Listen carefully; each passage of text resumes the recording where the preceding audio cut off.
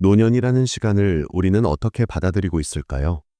많은 분들이 이 시기를 인생의 끝자락, 쓸모를 잃어가는 계절쯤으로 여깁니다. 교회 안에서조차 나이 든 성도들은 스스로를 뒷전으로 물러나야 할 사람으로 생각하곤 합니다.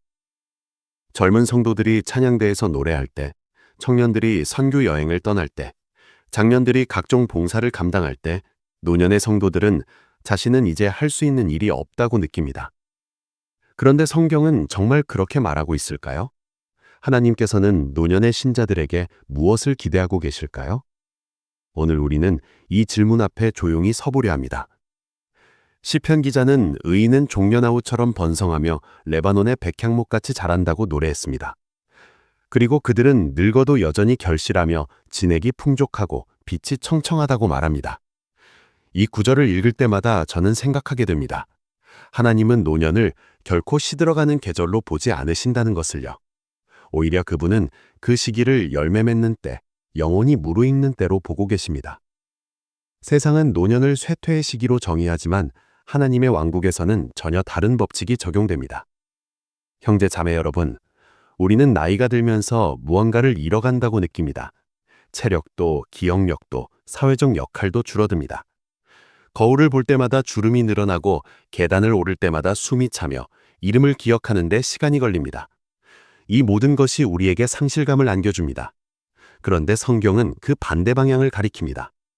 고린도 후서에서 바울은 겉사람은 낡아지지만 속사람은 날마다 새로워진다고 말했습니다.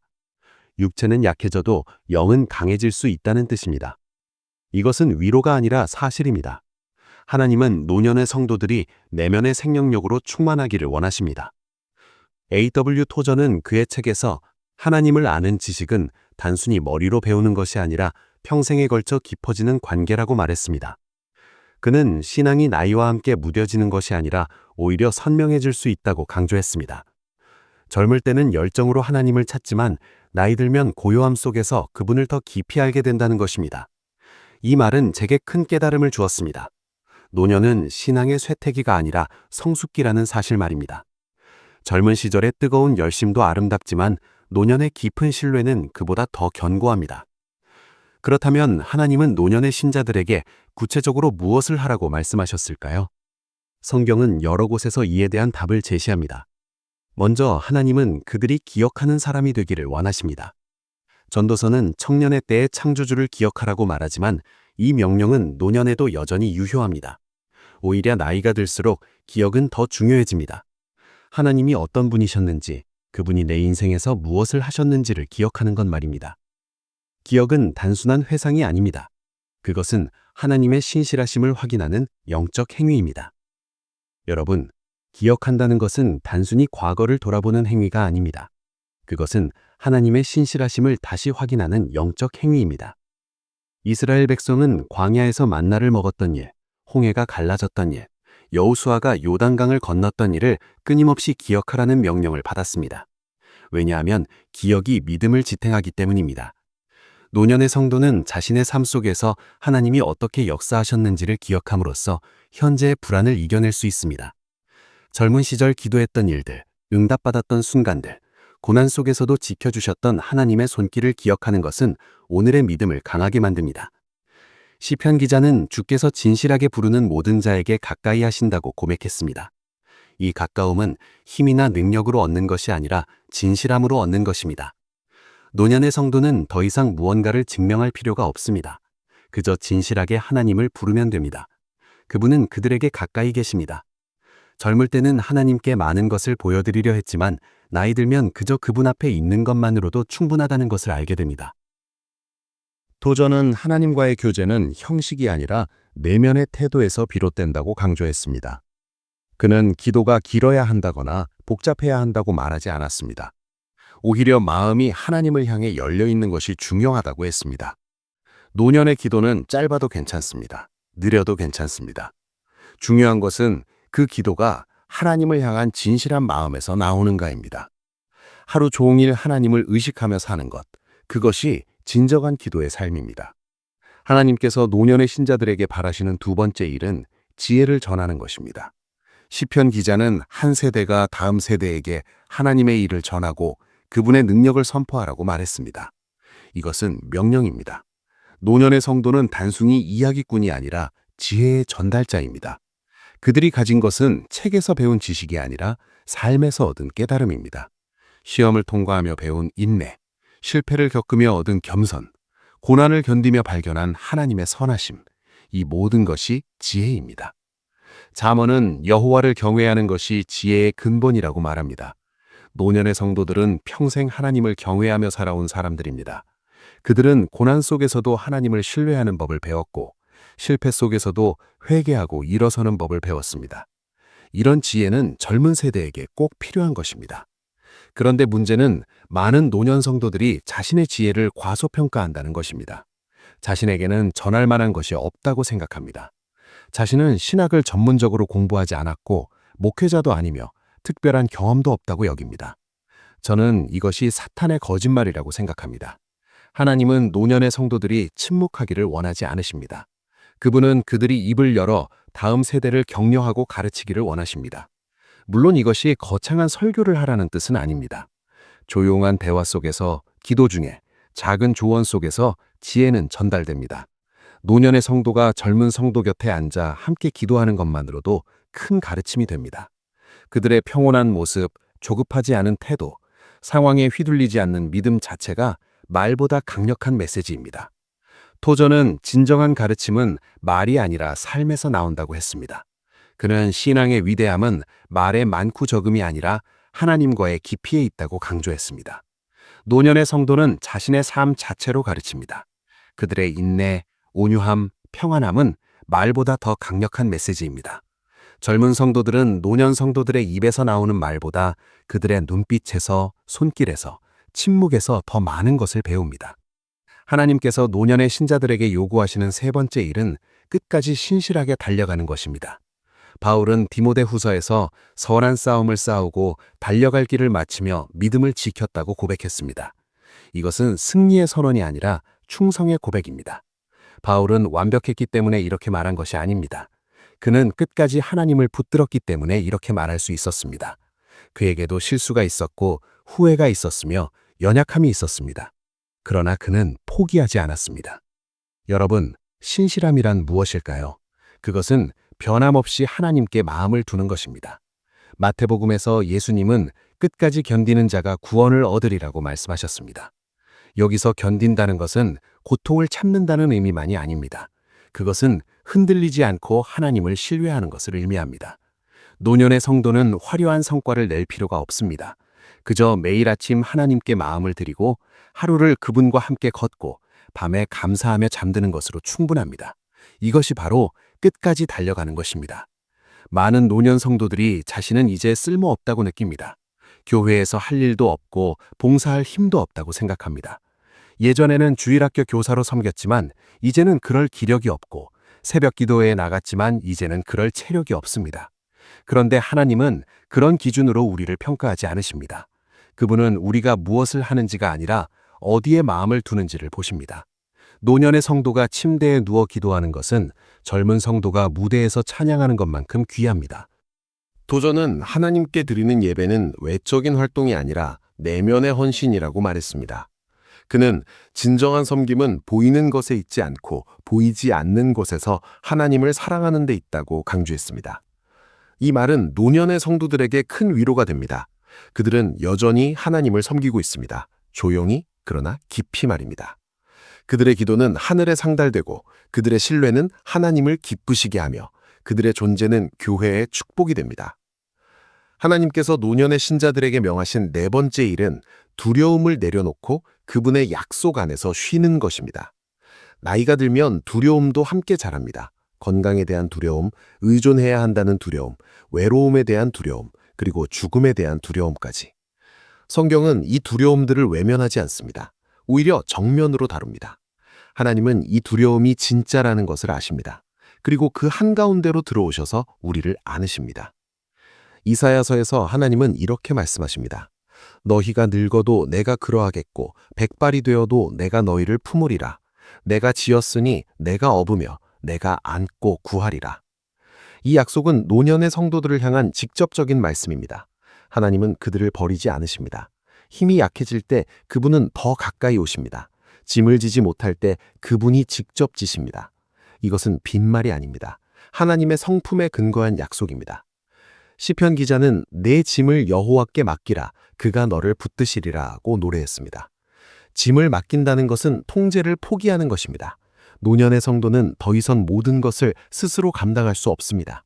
그리고 그것은 잘못된 일이 아닙니다. 오히려 그것은 하나님께 더 깊이 의지할 기회입니다. 두려움은 우리가 통제하려 할 때 커지지만 하나님께 맡길 때 작아집니다. 내가 모든 것을 책임져야 한다는 생각에서 벗어날 때 진정한 평안이 찾아옵니다. 저는 이 진리를 묵상하면서 깨달았습니다. 두려움을 내려놓는다는 것은 무관심해지는 것이 아니라 하나님을 더 신뢰하는 것이라는 사실을요. 노년의 성도가 평안해 보이는 이유는 그들이 아무 걱정이 없어서가 아닙니다.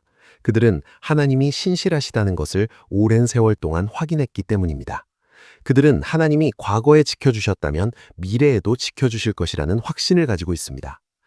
토저는 하나님을 아는 지식이 깊어질수록 두려움은 줄어든다고 했습니다. 그는 하나님의 성품을 묵상하는 것이 불안을 이기는 가장 강력한 방법이라고 강조했습니다. 노년의 성도는 하나님이 선하시고 전능하시며 자비로우시다는 것을 압니다. 이 지식은 머리에만 있는 것이 아니라 가슴에 새겨진 것입니다. 그들은 하나님의 신실하심을 경험으로 알고 있습니다. 하나님께서 노년의 신자들에게 주신 5번째 지침은 온유하고 감사하는 영을 가꾸라는 것입니다. 갈라디아서에서 바울은 성령의 열매를 나열하며 사랑, 희락, 화평, 오래 참음, 자비, 양선, 충성, 온유, 절제를 말했습니다. 이 열매들은 시간이 지나면서 익어갑니다. 노년의 성도는 평생의 경험을 통해 이 열매들을 맺을 수 있는 위치에 있습니다. 젊을 때는 급하고 날카로웠지만 나이 들면서 부드럽고 온화해집니다. 온유함은 약함이 아닙니다. 그것은 힘을 절제하는 능력입니다. 노년의 성도는 말을 아낍니다. 화를 억누릅니다. 판단을 보류합니다. 그들은 삶이 복잡하고 사람들이 불안전하다는 것을 알기 때문입니다. 이런 온유함은 주변 사람들에게 큰 위로가 됩니다. 날카로운 말보다 부드러운 침묵이 더 강력할 때가 많습니다. 노년의 성도가 조용히 미소 짓는 것만으로도 긴장된 분위기가 누그러집니다. 감사는 모든 것이 완벽할 때 하는 것이 아닙니다. 데살로니가전서에서 바울은 범사에 감사하라고 말했습니다. 이것은 모든 일이 좋다는 뜻이 아니라 모든 상황 속에서도 하나님을 신뢰할 수 있다는 뜻입니다. 노년의 성도는 고난도 겪었고 상실도 경험했습니다. 그럼에도 감사할 수 있다면 그것은 진짜 믿음입니다. 그들은 하나님이 모든 것을 합력하여 선을 이루신다는 것을 압니다. 도전은 감사는 은혜를 인식하는 능력에서 나온다고 말했습니다. 그는 하나님께서 주신 것을 당연하게 여기지 않고 선물로 받아들일 때 감사가 자연스럽게 흘러나온다고 했습니다. 노년의 성도는 하루하루가 선물임을 압니다. 건강도 가족도 심지어 고통조차도 하나님의 손길 안에 있다는 것을 압니다. 그들은 더 이상 많은 것을 요구하지 않습니다. 주어진 것에 감사합니다. 하나님께서 노년의 신자들에게 기대하시는 6번째 일은 인내와 은혜로 사람들을 사랑하는 것입니다.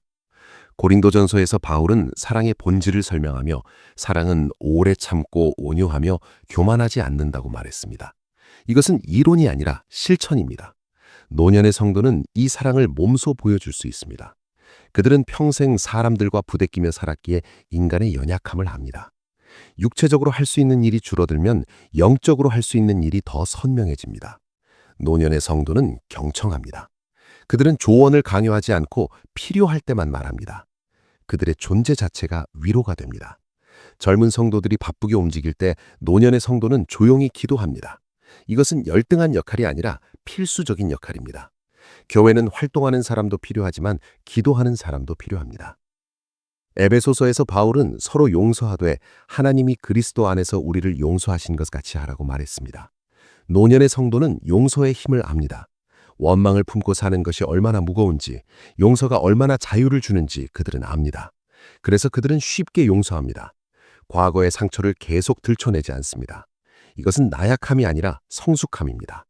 용서는 상대방을 위한 것이기도 하지만 자기 자신을 위한 것이기도 합니다.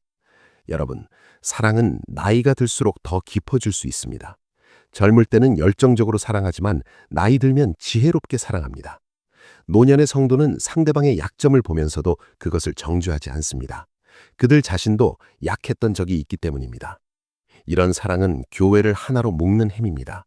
노년의 성도가 젊은 성도를 바라보는 눈빛에는 판단이 아니라 이해가 담겨 있습니다. 토저는 진정한 사랑은 자기를 비우는 데서 시작된다고 했습니다. 그는 우리가 하나님의 사랑을 깊이 경험할수록 다른 사람을 사랑하는 능력도 커진다고 강조했습니다. 노년의 성도는 하나님의 사랑을 오래 경험한 사람들입니다. 그러므로 그들은 남을 사랑하는 데 능숙합니다. 그들의 사랑은 조건부가 아니라 무조건적이며 계산적이 아니라 순수합니다. 하나님께서 노년의 신자들에게 주신 마지막 명령은 소망을 과거가 아닌 영원에 두라는 것입니다. 빌립보서에서 바울은 우리의 시민권은 하늘에 있다고 말했습니다. 이 말씀은 노년의 성도들에게 특별한 의미를 갖습니다. 그들은 이 땅에서의 시간이 얼마 남지 않았음을 압니다. 그리고 그것은 슬픈 일이 아니라 소망의 이유입니다. 그들은 고향에 가까워지고 있습니다. 로마서에서 바울은 현재의 고향은 장차 나타날 영광과 비교할 수 없다고 말했습니다. 노년의 성도는 이 진리를 더 깊이 이해합니다. 그들은 이 세상의 것들이 얼마나 덧없는지 보았습니다. 건강도, 부도, 명예도 결국 사라집니다. 그러나 하나님과의 관계는 영원합니다. 이 땅에서 쌓은 것은 다 남겨두고 가지만 하나님 안에서 쌓은 것은 가지고 갑니다. 저는 이것을 묵상하면서 깨달았습니다. 영원의 소망을 둔다는 것은 현재를 무시하는 것이 아니라 현재를 올바른 관점에서 보는 것이라는 사실이요. 노년의 성도는 오늘을 살지만 영원을 바라봅니다. 그들은 과거의 실수를 후회하며 살지 않고 미래의 불확실함을 두려워하지도 않습니다. 그들의 눈은 하나님께 고정되어 있습니다. 이 세상은 잠시 머무는 곳이고 저 하늘나라가 진짜 집이라는 것을 그들은 압니다. 시편 기자는 여호와는 나의 목자시니 내게 부족함이 없다고 노래하며 내가 사망의 음침한 골짜기로 다닐지라도 해를 두려워하지 않을 것은 주께서 나와 함께 하심이라고 고백했습니다. 이 고백은 노년의 성도들에게 특별히 힘을 줍니다. 죽음이 가까워질수록 하나님도 더 가까이 계십니다. 죽음의 골짜기를 지날 때 혼자가 아닙니다. 선한 목자께서 함께 걸으십니다. 토저는 우리가 하나님을 얼마나 아는지가 우리가 죽음을 얼마나 두려워하는지를 결정한다고 말했습니다. 그는 하나님이 선하시고 신실하시다는 것을 확신하는 사람은 죽음 앞에서도 평안할 수 있다고 강조했습니다. 노년의 성도는 평생 하나님을 경험했기에 죽음을 끝이 아닌 시작으로 볼 수 있습니다. 죽음은 문을 닫는 것이 아니라 문을 여는 것입니다. 이 땅의 장막을 벗고 영원한 집으로 들어가는 것입니다. 형제 자매 여러분, 우리는 오늘 하나님께서 노년의 신자들에게 무엇을 하라고 하셨는지 살펴보았습니다. 그분은 그들에게 깊이 기억하고 지혜를 전하고 끝까지 신실하며 두려움을 내려놓고 온유하고 감사하며 인내로 사랑하고 영원의 소망을 두라고 말씀하셨습니다. 이것은 부담이 아니라 초대입니다. 하나님은 노년의 성도들이 쓸모없다고 생각하지 않으십니다. 오히려 그분은 그들을 귀하게 여기십니다. 노년은 신앙의 끝이 아니라 익어가는 시간입니다. 젊을 때는 열심으로 달렸다면 나이 들어서는 깊이로 걷습니다. 젊을 때는 많은 것을 배웠다면 나이 들어서는 본질만 남깁니다. 이 계절은 하나님께서 특별히 설계하신 시간입니다. 성경은 노년을 기다리는 시간이 아니라 열매 맺는 시간으로 봅니다.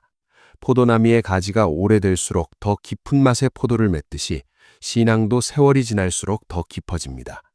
토저는 그의 책에서 하나님과의 관계는 시간이 지날수록 단순해지지만 깊어진다고 말했습니다. 복잡한 신학보다 순수한 신뢰가 중요해진다는 것입니다. 노년의 성도는 이 단순함 속에 살 수 있는 특권을 가졌습니다. 그들은 더 이상 증명할 것이 없습니다. 그저 하나님과 함께 있으면 됩니다. 이것이 가장 본질적인 신앙의 모습입니다. 여러분, 만약 여러분이 노년의 신자라면 오늘 이 말씀을 기억하십시오. 하나님은 여러분을 귀하게 여기십니다. 여러분의 기도는 여전히 힘이 있습니다. 여러분의 존재는 여전히 의미가 있습니다. 여러분이 할 수 있는 일이 줄어들었다고 해서 여러분의 가치가 줄어든 것은 아닙니다. 하나님은 여러분을 통해 여전히 일하십니다. 여러분의 평안한 모습이 다른 이들에게 간증이 되고 여러분의 기도가 교회를 지탱하며 여러분의 온유함이 분열을 막습니다. 만약 여러분이 젊은 신자라면 여러분 곁에 노년 신자들을 주목하십시오. 그들은 단순히 도움이 필요한 사람들이 아닙니다. 그들은 하나님께서 세우신 교사들입니다. 그들의 기도를 부탁하십시오. 그들의 이야기를 들으십시오. 그들의 온유함을 배우십시오. 하나님은 그들을 통해 여러분에게 말씀하고 계십니다. 그들 곁에 앉아 시간을 보내는 것만으로도 여러분은 많은 것을 배울 수 있습니다.